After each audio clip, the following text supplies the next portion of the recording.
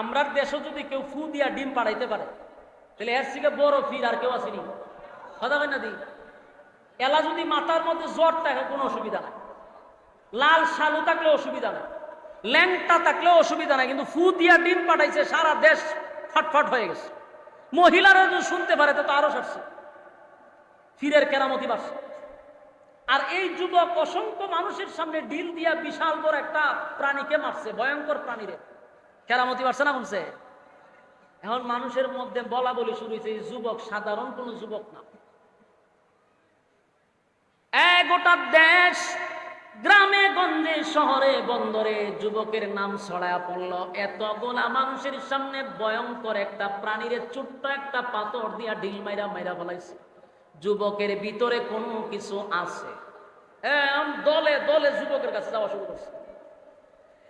কেউ কুষ্ঠরোগ নিয়ে যায়, কুষ্ঠরোগ নিয়ে যাওয়ার সাথে সাথে যুবক যখন মালিকের নাম বলে ফু দেয় ভালো হয়ে যায়, কেরামতি আরো বাড়তেছে।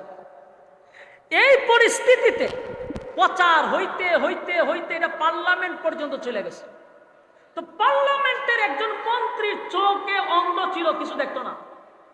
এই মন্ত্রী যখন শুনছে যে এই যুবকের কাছে গেলে চোখও ভালো হয়, এই মন্ত্রী একটা বাস্কের ভিতরে স্বর্ণ রূপা টাকা পয়সা সব বইরা যুবকের কাছে লয়ে গেছে।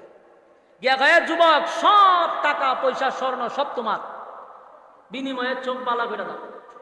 বলুন তো দেখি, চোখ ভালো করার ক্ষমতা যুবকের আছে? চোখ ভালো করে কে? এবার যুবক বলেন, মন্ত্রী ভুল ধারণা নিয়া তুমি আমার কাছে আসছ, ভুল ধারণা নিয়ে আসছো। এই ধারণা নিয়ে যদি আইসা থাকো এটা তোমার ভুল। চোখ ভালো করার ক্ষমতা আমার নাই, না আছে। সাপোর্ট না করলেই তোর উপরে নির্যাতন। যেমন এই ইউসুফ জুনাওয়াজ, তার ভূমিকা ছিল আমারে খুদা না মানলে আমি আয়না করে বন্দি করে রাখবো। যত যেমন আরেকটা জালেম ছিল ফেরাউন, তারে খুদা না মানলেও সে মানুষকে হত্যা করত। নমরুদ, তারে খুদা না মানলেও মানুষকে হত্যা করত। যত স্বৈরাচার, যত জালেম শাসক, তাদের জুলুমের সিস্টেম এক। যেমন আমাদের বাংলাদেশে যে স্বৈরাচার দূর হইছে, এই স্বৈরাচারের ভূমিকা ছিল আওয়ামী লীগ করবি না তো তো আয়নাঘর, আওয়ামী লীগ না করলেই বিপদ। 16টা বছর পর্যন্ত এই দেশে কোনো বাক স্বাধীনতা ছিল না, আমরা কথা বলতে পারতাম না। রে বেচারা টিয়ারে জিগায় ময়না পাখিরে, যে রে ময়না পাখি তুই কথা কস, জিগায় তো তুই সাইড দেওয়ালের ভিতরে বন্দি করে। তারও যে কিছু ময়না আছে রায়া জিগাইতেছে যে আমরা মুক্ত বাতাসে উঠতেছি আর তুই সাইড দেওয়ালের ভিতরে বন্দি, কারণটা কি? তোরা কি কথা বলতে পারো? বলে না।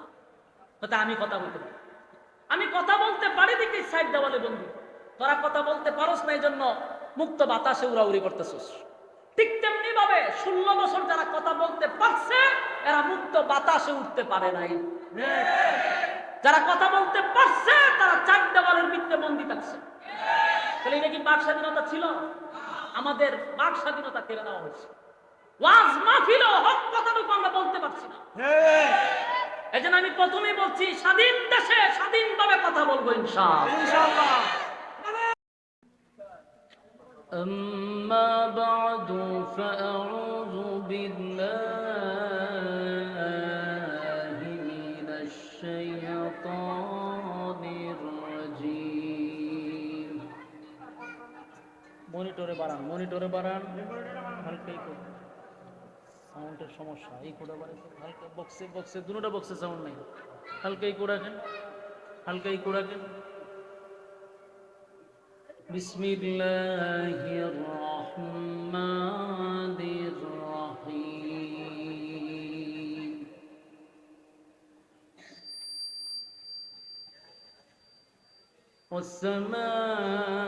والسماء ذات البروج واليوم الموعود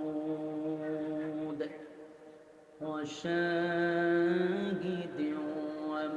ومشهود قتل أصحاب الأخدود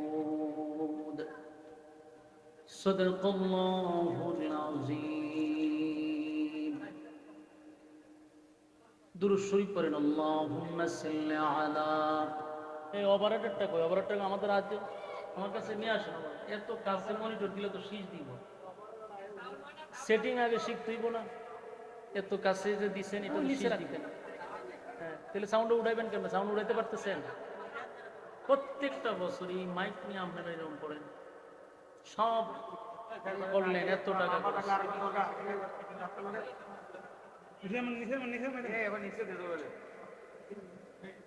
সেটিং হয়েছে না। নিচেলামান নিচেলামায় মনিটরের সাউন্ডটা তুলেন।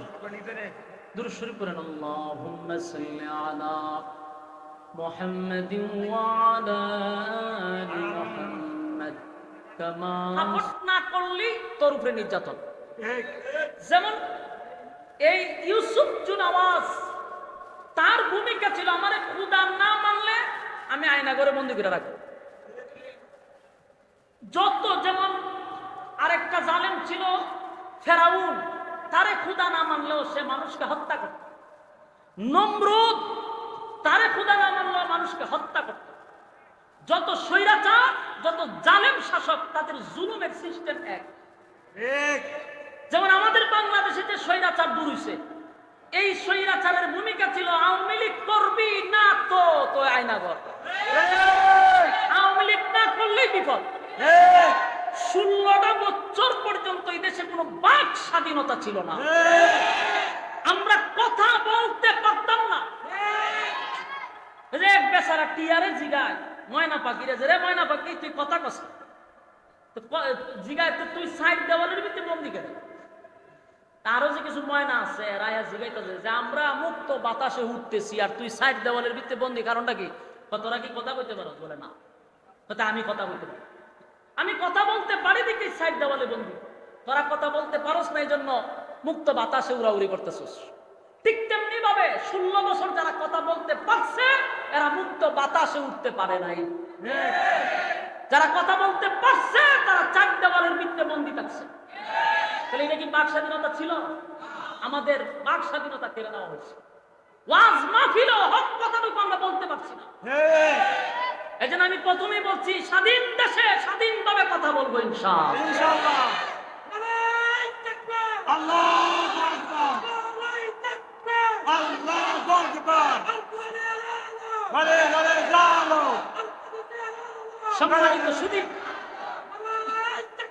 সম্মানিত সুধী, তাহলে স্বৈরাচার এবং জালেম শাসকদের সিস্টেম হলো তাদের কথা মতে না চললেই জুলুম আর নির্যাতন। ইউসুফ জুনাওয়াজ সে নিজেকে খোদা দাবি করত, যারা মানত না তাদেরকে ফাঁসির কাস্টে ঝুলাইত। এই জালেম শাসক মানুষকে এত নির্যাতন করত, আল্লাহ রাব্বুল আলামিন এই পুরা ঘটনাটারে সূরা বুরুজের ভিতরে ঢুকাই দিয়েছে। আর এই ঘটনাটা বইলা সাহাবায়ে কেরামদেরকে আল্লাহ সান্ত্বনা দিছে। আর সূরা বুরুজের ভিতরে একটা ঘটনা আছে, যে ঘটনাটা যদি সময় পাই সামনে আগাবো। এই ঘটনাটা বইলাই কিন্তু সাহাবীদেরকে সান্ত্বনা দিছে। এখন আসুন, এই সূরা বুরুজের ভিতরে 7টা কসমের পরে আল্লাহ জালেম শাসকের উপরে আল্লাহ অভিশাপ দিছে। ওয়াস-সামাই যাতিল বুরুজ, নক্ষত্রের কসম, ওয়াল ইয়াউমিল মাউউদ, পরকালের কসম, ওয়াল ইয়াউমিল মাউউদ ওয়া শাহিদিন ওয়া মাশহুদ, জুমার দিনের কসম, আরাফার কসম। 4 কসমের পরে বলে কুতিলা আসহাবুল উখদুদ, গর্ত খননকারীর উপরে আমি আল্লাহর অভিশাপ। কারণ গর্ত খনন করছে কেমনে? ঘটনাটা শুনে। এই বাদশা ইউসুফ জুনাওয়াজ নিজের খোদা দাবি করত। সে রাজত্ব চালাইতো। এই ভাই, আপনার কতক্ষণ পরে পরে এই ভোল্টেজ বাড়ানোর দরকার নেই। সাউন্ড ঠিক আছে, আপনি শীষ দেওয়ায়েন না, লড়াইয়েন না। ইউসুফ জুনাওয়াজ নির্যাতন করত। তো তার যুগে যে প্রচলনটা ছিল এটা ছিল জাদুবিদ্যা। এটা কি বিদ্যা ছিল? জাদুবিদ্যার তন্ত্র মন্ত্র দিয়ে দেশ চালাইত। তো জাদুবিদ্যা দিয়া তার ওই সময় একটা প্রভাব ছিল জাদুবিদ্যার। আরে আইসক্রিম বেচা শুরু করে দিচ্ছে। জাদুবিদ্যা দিয়ে যখন দেশ চালাইতো তখন জাদুর খুব প্রভাব ছিল। তো সবচেয়ে পুরাতন বিজ্ঞ একজন জাদুঘর ছিল। এই জাদুঘর একেবারে মানে বার্ধক্যে চলে গেছে। তো বাদশারে বলতেছে যে স্যার আমি তো বেশি দিন থাকবো না, আমার অবর্তমানে আপনারে চালানোর জন্য যে জাদুবিদ্যা দরকার, আমি চলে গেলে তো এই জাদুবিদ্যা আরেকজনে দিয়ে যেতে হইব, তাহলে আমার একটা ছেলে দেন যেন আপনারে নেক্সট টাইমে কুপরামর্শ দিয়ে আপনারে রাষ্ট্র চালাইবার সহযোগিতা করে। বললো কেমন ছেলে লাগবে? বলে খুব মেধাবী দরকার এবং সুটাম দেহের অধিকারী দরকার। বাদশা সারা দেশ বাচ্চা একটা ছেলে ভাই করছে, এই ছেলেরে রাষ্ট্রীয়ভাবে জাদুবিদ্যা শিখাবে, ক্লাসে ভর্তি করে দিছে। এই ছেলে প্রতিদিন বাড়ির থেকে যায় গিয়া জাদুবিদ্যা শিখে। রাস্তার মধ্যে হঠাৎ করে একদিন তার চোখে পড়ল যে একটা জায়গাতে ওয়াজ মাহফিল হইতেছে। মনে করেন আমি ওয়াজ করতেছি, এই রাস্তা দিয়ে মানুষ যাইতেছে, একজন একটু দাঁড়াইছে, কি বলে একটু শুনি। ঠিক এই যুবকও একটু দাঁড়াইছে যে এখানে ওয়াজ কি চলে আমি একটু শুনে বলি। দেখে যে না মাশাআল্লাহ ওয়াজ তো সুন্দরই করে। তার প্রথম দিন বয়ান শুই না ভালো লাগছে, চলে গেছে। দ্বিতীয় দিন আবার জাদুবিদ্যা শিখার জন্য যাবে, আবার দেখে ওয়াজ চলতেছে রাস্তায়, আবার এখানে দাঁড়াইয়া আবার কিছু সময় ওয়াজ শুনছে। এইভাবে প্রতিদিন একটু সময় করে ওয়াজ শুনে, শুনতে শুনতে তার ভিতরে হেদায়েত চলে আসছে। একটা সময় চিন্তা হলো যে ফাদরির বয়ান তো খুব সুন্দর, তখন সে বৈশা বৈশা বয়ান শোনা শুরু করলো। শুই না সে ভিতরে ভিতরে একটা জিনিস চিন্তা করলো যে এই পাদ্রির কথার সাথে বাদশার তো কোনো মিল নাই। কারণ ওই দেশের সব মানুষ ওই জালেমরে খুদা মানত। জালেমরে কি মানত? খুদা মানত। এরা জানতো যে খুদা বাদশা। তখন এই যে যুবক চিন্তা করলো যে সবাই দি বলে বাদশা খুদা, এই ফাদরিদি কয় খুদা আরেকজন আছে, এবং যে গুণাবলী বললো এগুলো তো একটা বাদশার মধ্যে নাই।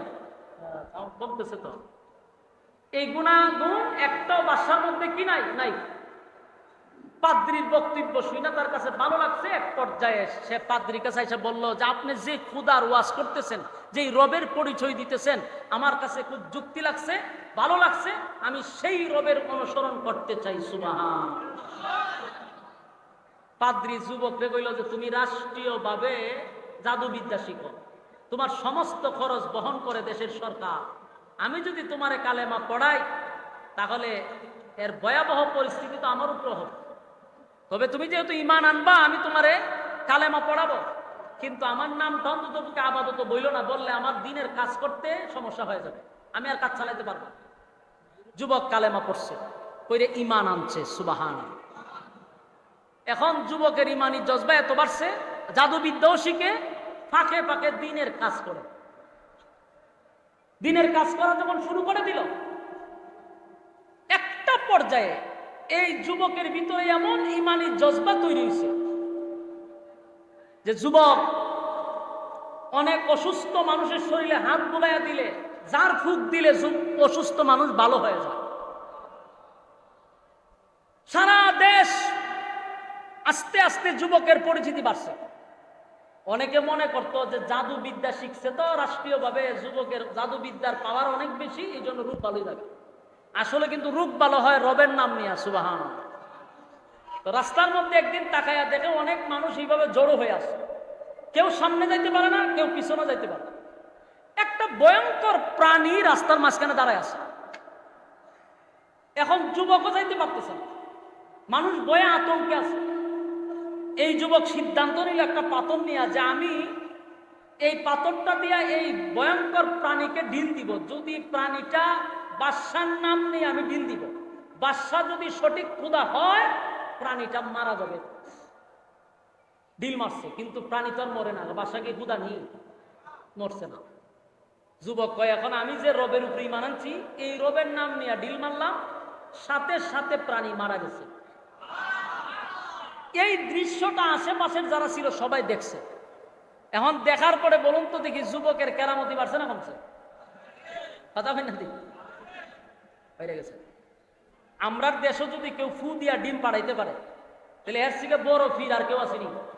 কথা হয় না? দি এলা যদি মাথার মধ্যে জ্বর থাকে কোনো অসুবিধা নাই, লাল শালু থাকলে অসুবিধা নাই, ল্যাংটা থাকলেও অসুবিধা নাই, কিন্তু ফু দিয়া ডিম পাঠাইছে, সারা দেশ ফটফট হয়ে গেছে। মহিলারা যদি শুনতে পারে তো আরো সারছে, ফিরের কেরামতি বাড়ছে। আর এই যুবক অসংখ্য মানুষের সামনে ডিল দিয়া বিশাল বড় একটা প্রাণীকে মারছে, ভয়ঙ্কর প্রাণীরে কেরামতি মারছে না বলছে। এখন মানুষের মধ্যে বলা বলি শুরু হয়েছে এই যুবক সাধারণ কোন যুবক না। গোটা দেশ, গ্রামে গঞ্জে শহরে বন্দরে যুবকের নাম ছড়ায়া পড়ল। এতগুলা মানুষের সামনে ভয়ঙ্কর একটা প্রাণীরে ছোট্ট একটা পাথর দিয়া ঢিল মাইরা মাইরা ফেলাইছে। যুবকের ভিতরে কোনো কিছু আছে, দলে দলে যুবকের কাছে যাওয়া শুরু করছে। কেউ কুষ্ঠরোগ নিয়ে যায়, কুষ্ঠরোগ নিয়ে যাওয়ার সাথে সাথে যুবক যখন মালিকের নাম বলে ফু দেয় ভালো হয়ে যায়। কেরামতি আরো বাড়তেছে। এই পরিস্থিতিতে প্রচার হইতে হইতে হইতে এটা পার্লামেন্ট পর্যন্ত চলে গেছে। তো পার্লামেন্টের একজন মন্ত্রীর চোখে অন্ধ ছিল, কিছু দেখতো না।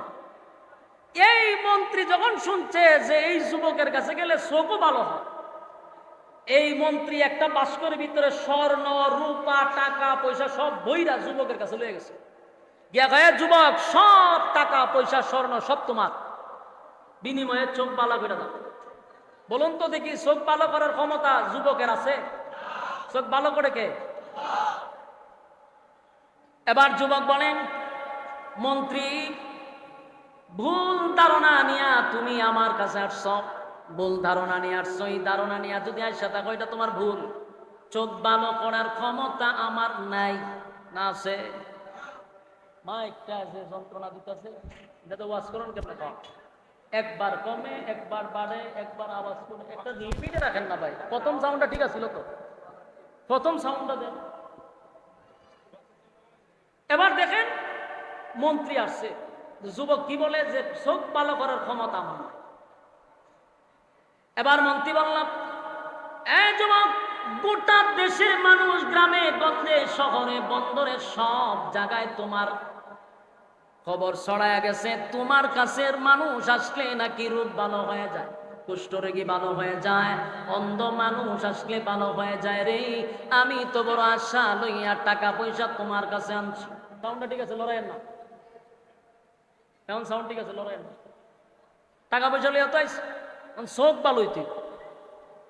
এবার যুবক বলেন, চোখ ভালো করার ক্ষমতা আমার নাই, তবে একটা শর্ত আছে, যদি শর্ত মানো তাহলে ওয়াদা দিলাম তোমার চক্ষু ভালো হয়ে যাবে। মন্ত্রী বলে কি?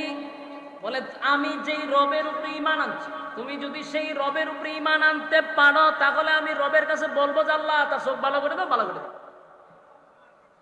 মন্ত্রী কয়, বেটা আমি রবের কাছে থাকি, সারাদিনই রবের কাছে থাকি, আজকে এত বছর ধরে পার্লামেন্ট আছি, আমার রবে আমারে প্রতিদিন দেখে কিন্তু চোখ পালা করতে পারে না। হে মনে করছে বাদশাহী তো রব, বাদশাহী তো খুদা। যুবক মনে করছে বাদশার কথা। যুবক বলে না, বাদশাহ কোনোদিন খুদা হতে পারে না, হইল হুদা। হুদা না, খুদা হওয়ার যতগুলা কোয়ালিটি দরকার একটাও বাদশার মধ্যে নাই, সে তো একটা জালেম। এই জালেম শাসক কোনোদিন খুদা হতে পারে না। আমি যেই রবের কথা বলতেছি, রব আসমান জমিন আমারে তরে যিনি সৃষ্টি করছেন উনি হলেন স্রষ্টা, সেই রবের উপরে যদি ঈমান আনস আমি ওয়াদা দিলাম মালিকের কাছে বইলা তোর চক্ষু ভালো করে দিব। মন্ত্রী বলছে মোহাম্মদ ভাই আরাজি মন্দিরে হুনতাছি আমরা বাদশা খুদা, এ নতুন খুদা শিখা। আমি কিন্তু পার্লামেন্টের একজন সদস্য, আমি কিন্তু রানিং একজন মন্ত্রী। কার সামনে দাঁড়াইয়া কি বলতেছ বুঝতেছ? বলে বুঝতে শুনি কইতেছ। বাদশার বিরুদ্ধে তুমি আরেকজন খুদা দাঁড় করাইছ, যদি এটা বাদশার কানে যায় রে তোমার মৃত্যুদণ্ড হবে, এটা কি তুমি জানো? যুবক বলে আমি জানি, কিন্তু আমার রবকে আমি বলতে পারবো না, আমি আমার রবের দাওয়াত চালিয়ে যাব। আর যিনি রব হবে তিনি কোনোদিন মরতে পারে না, ঠিক কিনা? যিনি রব উনি তো চিরঞ্জীব, ওনার মরণ নাই, খাওয়ার নাই, ঘুম নাই, তন্দ্রা নাই, কিচ্ছু নাই, ঠিক কিনা বলবেন?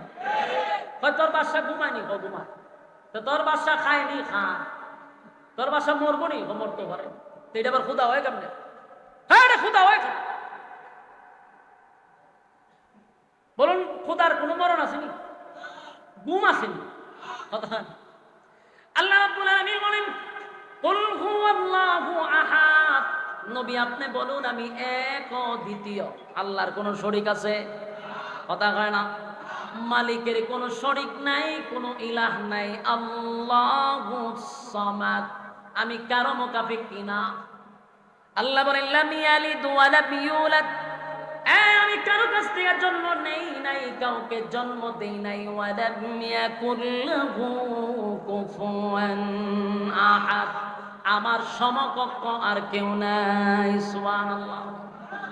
শুধু তাই না, রব্বে কারীম বলেন লা তাখুযুহু সিনাতুন ওয়ালা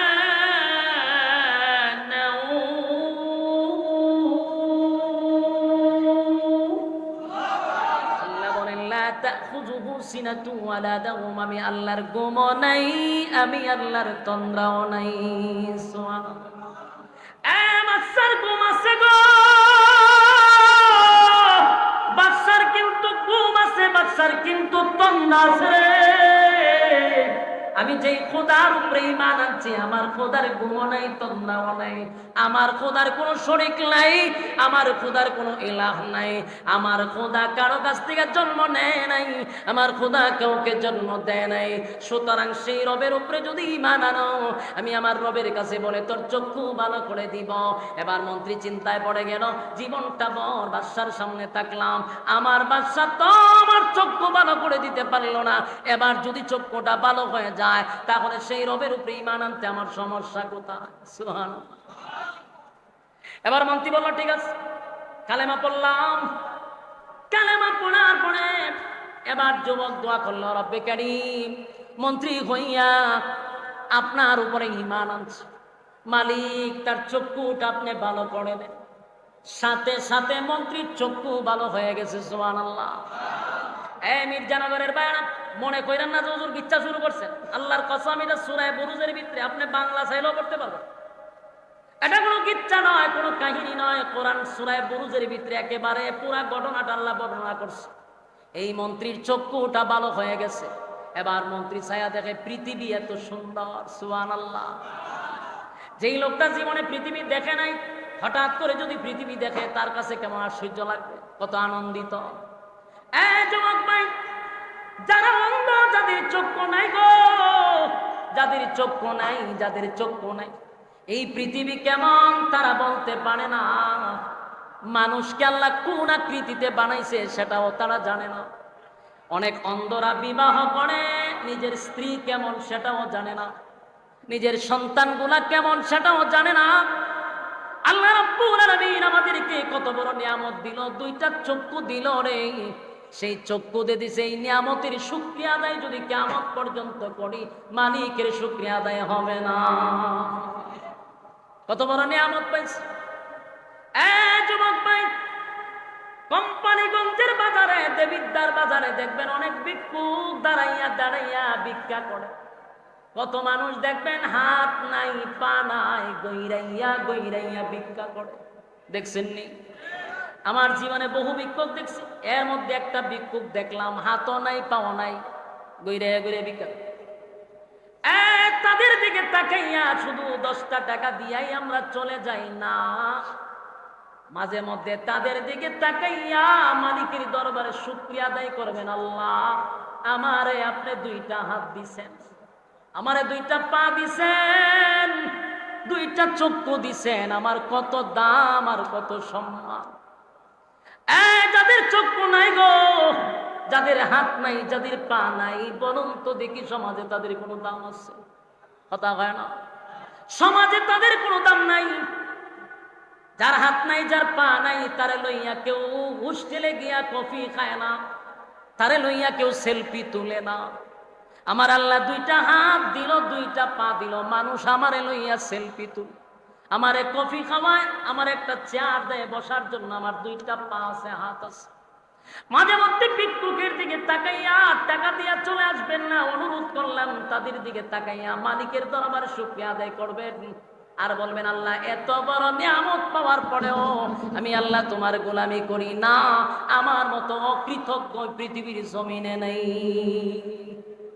যার চক্ষু নাই সে বুঝেন। আপনারা মির্জানগরে একজন অন্ধ আছে না? আগে চক্ষু ছিল, এখন নাই, আছিল না? আমি চিনি তো। এই লোকটা আগে দেখতো, এখন দেখে না। এরা জিগান কেমন লাগে? তার প্রতিটা মুহূর্ত তার কাছে এখন এটা একটা কিয়ামতের মতো। তার প্রতিটা মুহূর্ত কত কষ্টের, আগে দুনিয়া দেখছে, এখন দেখে না কত কষ্ট। এই জন্য চোখ বড় নিয়ামত। মন্ত্রী চিন্তা করলো এত বড় নিয়ামত আমি পাইলাম, পৃথিবী এত সুন্দর আমি কোনোদিন দেখি নাই, মানুষ কেমন সেটা তো দেখি নাই। মন্ত্রী পাগল হয়ে গেছে। এবার মন্ত্রী আনন্দে বারে বারে রবকে ডাকতেছে, রব জীবনটা বর ইউসুফ জুনাবাস জালেম শাসকরে আমি রব বলে ডেকে আসছিলাম, কোনোদিন আমার চক্ষু ভালো করতে পারে না। আর আমার রবকে শুধু একবার ডাকলাম, একবার ডাকলাম, আমার রব আমার চক্ষু ফিরাইয়া দিছে। এই মন্ত্রীর ভিতরে ইমানি জজবা এত বেড়ে গেছে, এত বেড়ে গেছে। এবার মন্ত্রীর তখন চোখ ফিরা বেছে। যারা অন্ধ এরা যদি হঠাৎ করে চোখে দেখে, বুঝেননি হে কি জাগাত খালি থাকবো। সাউন্ড আবার লড়াইছে হালকাই গোড়াকেন। যদি হঠাৎ করে কেউ চোখে দেখে, বুঝেননি জাগাত খারাপ থাকবো না। হ্যাঁ দেখবেন এটা ঠেলা দেয়, এটা ডাক্কা মারে, এটারে গুতা মারে, এটা ঠেলা মারে, কারণ এত নতুন চোখে দেখছে। এই মন্ত্রী যখন চোখে দেখছে পার্লামেন্টে যাওয়ার পরে, তো মানুষ আগে দেখছে না, হঠাৎ করে মানুষ দেখছে। আর মানুষ রেখে টিপা দেয়, সিমটি দেয়, খামসা মারে, ঠেলা মারে। মানুষ বৌমা এটা কি এত ভদ্র নম্র একজন মন্ত্রী, এখন দিয়ে আমরা গুতাগুতি করে ঘটনা কেটে এত নতুন করে মানুষ দেখছে। কারণ এত আগে বাদশারে দেখছে না, শুধু তো তার অধীনে চলছে। বাদশার দিকে বালা করে তাকাই দিচ্ছে। বাদশা পার্লামেন্ট আইসে, চিন্তা হলো ঘটনা কিরে মন্ত্রী এত গুতাগুতি করে গা, হেরে ডাক্কা মারে, হেরে টেলা মারে, আমার দিকে এইভাবে তাকাই দিচ্ছে, ঘটনা কিটা? জিগায় কিরে চোখে দেখস নাকি? বলে হ দেখি তো। সবাই তো শুনে আশ্চর্য গেছে, সারা জীবন অন্ধ, জন্ম অন্ধ, হে হয় আমি সব দেখি। এটা আশ্চর্য না? কথা বলেন না, দেখি আপনার কাছে আশ্চর্য লাগে না? যত এমপি মন্ত্রী আছেন এরা তো অবাক হয়ে গেছে যে কি কর, জন্ম অন্ধ লোকে বাদশার দিকে তাকাই দিচ্ছে, মানুষকে গুতা মারে, ঠেলা মারে। বাদশার জিগায় হঠাৎ ফিরে তুই চোখ দেখেছ, ঘটনা কি? বলে আমার রব আমার চোখ ফিরাইয়া দিছে। বাদশা তো খুব খুশি। বাদশা কয় বেড়া তো তুই আগে কইবি না? আগে করলে আমি রাষ্ট্রীয়ভাবে একটা আয়োজন করতাম, তোরে বিশাল একটা স্টেজে তুলতাম, আর তুই আমার নামটা ঘোষণা করতি যে আমি তোর চোখ বালা করে দিছি। বাদশা বলছে পুতা তো আমিও হেদি কর, রবে বালা রব তো আমি। মন্ত্রী কয় রে কোন অ্যাঙ্গেলে তুই খুদা খ, তোর কোন অ্যাঙ্গেলে খুদা মনে হয়? বাদশা কয় চোখের সাথে তোর মাথাও খারাপ হয়েছে। বলে মাথা পুরা ঠিক আছে, চোখ ভালো হয়েছে। তুই যে এতদিন বন্যামি করছস, এতদিন যে ফাইজলামিটা করছস জনগণের সাথে, এখন তো আমার সব তোর বন্ডামির মুকুট ফাঁস হয়ে গেছে। কথা হয় না দি প্রতিভক্তি, কথা হয় না? কতদিন খালি শুনছি 70 রক্ত তাহাজ্জুদ করছে, খালি তাহাজ্জুদ আর তাহাজ্জুদ। এরপরে তসবিহ, ঘুম থেকে উঠতে আগে নামাজের মশলা কোথায় আগে তো খায়, এরপরে উনি তসবিহ কোথায় আগে ঘুম থেকে তো খায়। যখন বাসার ভিতরে আমলা করছে তখন মদের বুদল, ভাই মদের বুদল। বাস্তব না বাস্তব? জাতির সামনে বন্ডামি যে করছে এটা তো ফাঁস হয়ে গেছে গা। সারাটা জীবন এক জাতীয় মানুষের উপরে জুলুম আর নির্যাতন করে মানুষের সামনে বক্তব্য দিছে তাহাজ্জুদ গুজারি। মাগুমা তার সাথে যতটা ছিল এরাও হয় কমপক্ষে 70 টাকা। 70 রাকাত বলে চিন্তা করেন। আমার জীবনে 32 বছর হয়ে গেছে, আমার কোনোদিন একসাথে 70 রাত করছে আমার মনে হয় না। তারাবিন রমজান ছাড়া মনে হয় 40 রাকাতের উপরে আমরা পড়ছি কিনা সন্দেহ আসেনি? সন্দেহ আছে? আপনারা ফির সব, আমি কইতাম আমি অত বড় ফির হইছি না। কিন্তু 70 রাকাত কেমনে করে রাজনীতির মাঝখানে, এটা আমারও সন্দেহ লাগতো। তখন বলছি অত বালা অত বালা। ওই যে ইউসুফ জুনাবাস সারা জীবন খুদা দাবি করছে, এখন যখন মন্ত্রীর চোখ খুলছে, মন্ত্রী করে সারাটা জীবন ফাইজলামিটা করছস, মানুষের সামনে কইছ তুই রব, তুই যে ভণ্ড, এটা এটা আজকে প্রমাণ হয়ে গেছে। সারা জীবন তোর কাছে থাকলে আমার চোখ ভালো করছ না, একবার শুধু আমার রবরে ডাক দিছি তো আমার চোখ ভালো হয়ে গেছে। মোর ভাস হয়েছে নি কথা হয় না দি কি মায়া খান্নাটা খান দেব, যেখানে দেখবেন বেশি ভক্তি বুঝবেন এর লক্ষণ বেশি ভালো না। বেশি সুফি করি এখানেও কিন্তু সমস্যা আছে। কথা বল না দিদি, আগে তো কইতাছি না, এখন কইতাম নি। আপনারা দেবীর ডাক থানাটার ভিতরে একটা ঘটনা, একটা লোক আছে দেখবেন তসবিটা এখানে নিয়ে পড়তো, সুবহানাল্লাহ সুবহানাল্লাহ হারাটা দিন। ওরে বাবা রে বাবা, আমি তো থাকতে গেছি 4-5 বছর, তসবিটা তুই ফখরের একটা পড়স না, না সুবহানাল্লাহ সুবহানাল্লাহ সুবহানাল্লাহ ঠিক আছে। তখন কইতাম যে অত বালা বালা না, লক্ষণ খারাপ। আমি একটি গেছি তার দোকান, আমার আবার খুব মহব্বত করে, মহব্বত করতে গেলে আমার আবার সবাই মহব্বত করে। তা আমি গেছি একদিন দোকান, যে কোনো একটা কারণে গেছি, গিয়া দিই 2 জন মানুষ আমার আগে গিয়া খারাপ। আমারও হুজুর আনছে একটা দোন, আমি এর সাথে একটু কথা বলি, এরা লয়ে গেছে বিতে কথা কইতেছে, আমি বলেছি সামনে, কতক্ষণ করে দিয়ে দুটারে এমন দমকানি শুরু করছে, দমকাইতে দমকাইতে দোকান থেকে বাইরে দিচ্ছে। তা আমার ভিতরে ঢুকছে ডর, আমি তো সব বনাক যে মারাত্মক গরম, আমারে কোন কথা কয়। তা আমি বললাম তো চেয়ারম্যান সাহেব আমি যাইগা, সালামাল কি দিয়ে আমি যাইগা। না আপনি বোন চা খাইয়া যান, আমি আর খাইতাম না। আমি কোন রমিয়ানতে গেছি, গিয়া আমি যখন বাজারে গেছি, ফান বাজারও গিয়ে দেখি ওই 2 লোক যেটারে গড়তে বাড়ি করেছি, তেরার দিকে ওই নাই ঘটনা কি, ঘটনা কিচ্ছু না। এমন না আমার এখানে খটকা লাগছে, গেলেন সুন্দর ভাবে, আইবার সময় আপনার জারু দিয়ে বাইরে বাইরে ঘটনাটা কি হজুরি তার নই না লাভ নাই। আমি আমার হুনার দরকার আছে, আপনি কি উনার লুক হবে? আরে না, আমি তো একই প্রতীকের প্রতীক, আপনি যে রাস্তায় আনেন আমি রাস্তায় আসতেছি। পরে হজুর একটা বিশাল লয়ে গেছিলাম, তা আমরা কইছি এটা দিম কি, এবার এটা কেড়ে কইছি, এই কারণে আমরা দৌড়াই দিছি। দাবি করছে আরো 2টা, আমি সব বনাতে তসবি কোন সময় এই সময় দেখছি আমি ইতি করে। এইটারে বলা হয় অতি ভক্তি সুরের লক্ষণ। বেশি বিরাগী যখন দেখবেন হঠাৎ করে শুরু করেছে, বুঝবেন যে এটা বর্ণ নাম্বার 1। হ্যাঁ, নেক্সট সুরতে মানুষকে ধোঁকা দিতে চায়, এমন বহু নেক্সট সুরতে ধোঁকা বাংলার জমিনে দেওয়া হয়েছে, এই দিন আর নাই এখন। 70 হাজার তাহাজ্জুদ করে মানুষকে ইমোশনাল ব্ল্যাকমেল করতা, এই দিন শেষ। আর মানুষ ঘরের ভিত্তিকে দেখে বোতল পাওয়া যায় এখন, তাহাজ্জুদের ফাঁকে ফাঁকে জমা মানে ক্লান্তি আছে সময়টা টানতো। মানুষের সাথে বন্ডামি করছে বহু বছর, মন্ত্রী হয়ে রে বহু বন্ডামি করছস, তুই নিজেরে খোদা দাবি করছস। তখন আমি রবের নাম কইছি, তুই আমার চোখ বালা করে দিছস, তুই কোন অ্যাঙ্গেলে খোদা এটা আমার কর। তো পার্লামেন্টে এতগুলা মন্ত্রী বসে রয়েছে, তার একটা সম্মানের বিদ্রে লাগছে না? ওই মন্ত্রী লক্ষণ তো তোর খুব খারাপ, মৃত্যুদণ্ড হবে, ওই যে বিরুদ্ধে গেলেই তোমাকে হয় গুম না হয় মৃত্যুদণ্ড। মন্ত্রী ভাই আমি জানি তুই, আমি কথা বললে যে তুই আমার উপরে বড় ধরনের মুসিবত নিয়ে আইবে, এটা আমি আগের থেকে জানি, কারণ তুই তো জালেম, তুই খুদা না, তুই জালেম।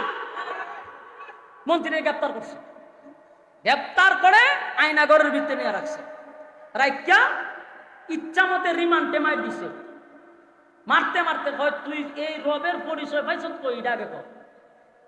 মন্ত্রী তো খুব মায়ের খাইছে, মায়ের খাওয়া করে কয় না, মায়ের তীব্রতা যখন বাইরে গেছে না, তখন বলতে বাধ্য হয়। কথা বলতে দিই, এই যে আপনারা বৈষম্য ছাত্র আন্দোলনের যে ছাত্রগুলা ছিল কয়েকজন, এরারে যখন হোটেলও নিছে, ভাত খাওয়ার হোটেলও নিয়ে ইচ্ছা মতে খাওয়াইয়া, এরপরে এরার একটা কাগজ ধরাই দিছে যে কো বলে আমরা এটা আন্দোলন নাই। যেই ছেলেগুলা কাগজ ছাড়া স্ক্রিপ্ট ছাড়া ঘন্টার পর ঘন্টা অনর্গল কথা বলতে পারে, এরারে বুঝি 2 টাকার কাগজ ধরাই দিছে কথার মতো। জাতি তো তখনই বুঝছে যে এটা সাজানো নাটক। কথা হয় নাতি? কেন বলছে? কারণ রিমান্ডে নেওয়ার পরে যখন মানুষের উপর জুলুম করা হয়, মানুষ বাধ্য হইয়া মিথ্যা কথাটাও সত্য বানায় বলতে হয়, চাপ সৃষ্টি করা। মন্ত্রীরে এমন মার দেওয়া শুরু করছে, মন্ত্রী শেষ হয় আমি কইতেছি তোমার রাষ্ট্রীয় খরচের যে ছেলেটা জাদুবিদ্যা শিখে, সে আমারে আসল রবের পরিচয় দেখাইছে। বাসায় এবার ডাক দিছে এসপি হারুন্যা করে, হারুন্যা যা ধরে লই আইব। এই বাদশার অর্ডারে হারুন্যা গিয়া সেটা মনে করেন ওই যুবকরে ধরে লইছে, আয়না করে ঢুকাই আবার রিমান্ডে শুরু করছে। যুবক রে কয় তোরে রাষ্ট্রীয় করেছে জাদুবিদ্যা শিখায়, আর তুই বুঝি কি আরেকজনের আমাদের বাসারে বাদ দিয়ে আরেক রবের পরিচয় দেশ হতরি রবের পরিচয় দিছে কেন তে নির্যাতনের মাত্রা যখন বাইরে গেছে না এক পর্যায়ে যুবকে ভয় হইতেছে আমার যিনি কালেমা শিখাইছে উনি হলো অমুক জায়গায় তাকে এক পাদ্রী বাদশা কয় পাইছি হে হারুন আরেকটারে গুম কর এবার আরেকজনকে গুম করছে গুম করে আনার পরে ওই পাদ্রীরে ধরছে তিনজনকে রিমান্ডে মারতে মারতে এক পর্যায়ে মন্ত্রীরে বাদশায় কইছে যে মন্ত্রী তুমি তো আমার পার্লামেন্টের সদস্য আমি চাই না তোমার মৃত্যুদণ্ড দিতে তুমি শুধু একবার বলো যে আমি খোদা তোমার ছেড়ে দিব সূরা বুরুজের ভিত্তিক ঘটনাটা যখন আমরা পড়তেছিলাম